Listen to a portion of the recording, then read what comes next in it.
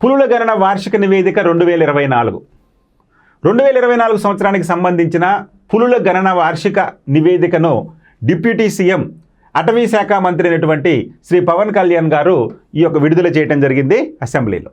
మరి నల్లమల అటవీ ప్రాంతం వేలాది జంతు జాతులతో నిండినటువంటి ఆవాస ప్రాంతం నల్లమల అటవీ ప్రాంతం.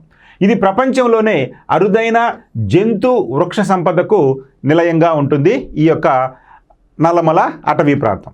ఈ అటవీ ప్రాంతంలోని నాగార్జున సాగర్ శ్రీశైలం టైగర్ రిజర్వ్ ప్రాంతంలో పులుల సంఖ్య ఏటా పెరుగుతూ ఉండటం అనేది ఒక అభిలషణీయమైనటువంటి అంశంగా మనం గుర్తుపెట్టుకోవాలి.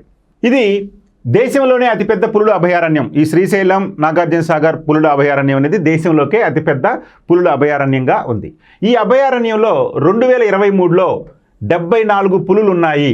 మరి 2024లో ఈ పులుల సంఖ్య 76కు చేరిందని అటవీ శాఖ లెక్కలు చెబుతూ ఉన్నాయి.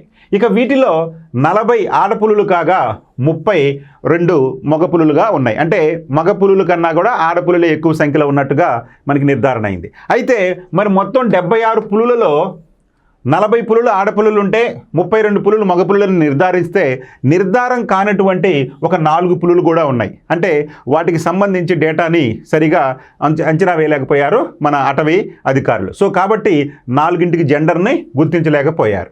అలాగే వీటితో పాటుగా మరో 11 పులి కోనలు కూడా ఉన్నట్టుగా వీరు వివరించడం జరిగింది. అంటే పెద్ద పులులతో పాటుగా 11 పులి పిల్లలు కూడా ఉన్నాయని, అంటే పులి కోనలు కూడా ఉన్నాయంటగా వాళ్ళు వివరించడం జరిగింది.